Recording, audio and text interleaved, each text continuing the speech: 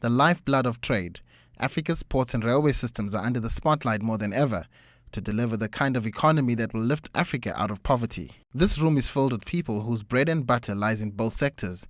They have come to listen to the experts, take notes, and hopefully leave with a greater resolve to transform their sectors. The Africa Rail Show is the 15th edition and the Africa Ports and Harbour Show is the 9th edition of this event. We've been running it as you know, for the past 15 years. It's to bring together government, investors, end users, railway operators, port operators and authorities from across Africa and anybody that's involved in the transport sector. And essentially what we're here to talk about is the corridor development and the efficiencies within the transport sector in Africa, given the commodity boom in the African market. So we need to know how we can move goods efficiently in Africa across our borders and then obviously offshore as well. And we're here today, we're joined by many of the CEOs from the African railway operators and authorities, a number of the larger mines. I know that Exxaro, BHP Billiton are joining us today, Rio Tinto to name a few, as well as a number of the other industries that do need these transport services for their business to grow. South Africa's transport and logistics giant, Transnet, is set for some phenomenal growth in the next 7 years. We caught up with its group CEO, Brian Molefe. I think we're just about to do the single biggest private sector PSP participation investment ever on the continent, which is the dig out of the Durban port, because the dig out of the Durban port is not in the 300 billion. And so there we're going to mobilize the private sector to invest in the port. Hopefully it will be a build, operate and transfer, which means they will get a concession to operate it to recover their capital over a long period for say 30 years. The state-owned entity will plough some 300 billion rand into an ambitious infrastructure investment program that will assist trade on the continent. It's going to be quite critical for the countries that are close to the shores to be ready to assist the countries that are landlocked. But more importantly, we are going to have a discussion about how we improve rail links between the ports of the continent, and the landlocked countries especially. Which is why I strongly believe that the ports of the continent should actually, rather than compete with each other, be set up to complement each other so that as a continent we can move forward together.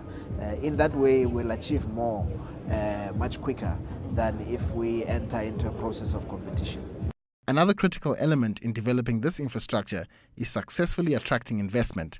This session had the best brains in finance to impart tips to Africa's investment-starved railway operations. Governments historically have said, these railways are costing us too much money. We haven't got enough money to pay for the hospitals, so we can't pay for the railways. We want to give them to the private sector. But actually they've got to do more than that. I think there's a realisation now across Africa that governments have got to invest in railways. That doesn't necessarily mean cash. It means providing the land. It might mean moving the villages. It might mean retrenching some of the staff because they're too many, so they've got to be retrained to do something else. It might mean changing the legislation. It might mean taking some of the risk, because actually, until we know what the traffic is going to build up over the years, for containers, no one really knows. Economists can give you studies for years, but they'll always be wrong. So if government actually said, we'll take the risk of the traffic being wrong, we think it's 100.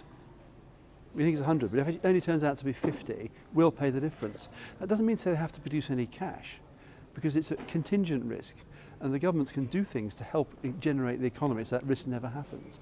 So I think governments need to take far more of the participation in a railway than they realised, and if they do that, then I think we'll have a good network. It's Africa's trade networks that need urgent attention. Currently, good links exist in southern Africa. However, as one goes further north, those links become dysfunctional at best and non-existent at worst. The African Development Bank has a policy to resuscitate those links. In attendance was its principal infrastructure specialist, Mr. Lawrence Kigundu. The gap is so huge. That there's no way you can say that there is a time limit in completing these projects. What the bank is doing is developing missing links one by one.